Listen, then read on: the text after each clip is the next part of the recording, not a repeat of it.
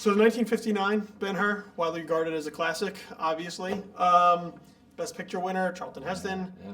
Why remake the film? Or why remake the property? I know this is slightly different. It goes back to sort of the novel, but what about the project specifically for each one of you made you say, yes, I want to get involved with this?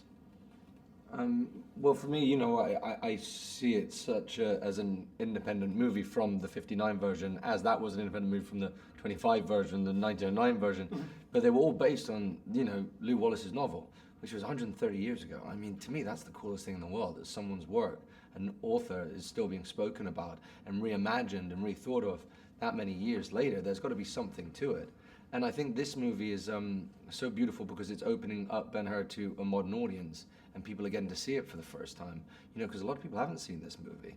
And I think we have now an opportunity to delve into different, what we have at our fingertips as filmmakers, or how far we've, progressed, through film and stuff. Now we can really experience this, like now we've got it in IMAX 3D.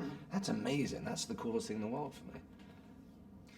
Well, you know what? Needless to say, Jesus is it's a unique character, and I had all kinds of feelings when I got the offer to play this part. But I think as an artist, what you try to do is to step into, to inhabit the character's soul and body and heart.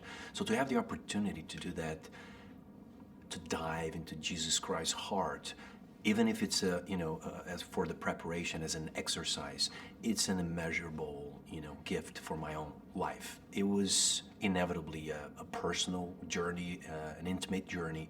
So, plus, yes, now part of a film like this, an epic, and working with all these great people, and a beautiful story. It's truly not a remake, because it is really a retelling of the book, and this film is even closer to the book than the classic from the 50s. So I had all the reasons, to be happy and grateful and be a part of it. The film is very socially relevant to a lot of things that we're dealing with sort of now in this world, particularly Judah Ben-Hur, because there's a blind spot that he has, sort of being this prince unaware of what's really happening on the street level, people dealing with oppression, fighting for freedom, whatnot. When you're sort of looking at that character, I guess even as it relates to sort of where the world is now, what, creates that blind spot? Is it privilege? Is it naivete? Is it just sort of a complacency with the status quo? What is it in sort of, looking at, the way he looked at the world, which is the way a lot of people look at the world now, where they are unaware of what other people may be dealing with, that you sort of found, within that character? Well, I think it's a really good point, because Judah, as much as we like to admit it, we as humans tend to sort of see certain atrocities and things that are happening across the world as we're sipping our coffee, watching the news, and we go, God, that's awful. And we turn back and keep sipping our coffee. It's the little things, you know what I mean? The great thing about Judah is, as a character, is initially he wants to keep the peace. And he thinks by keeping the peace, it's by not doing anything.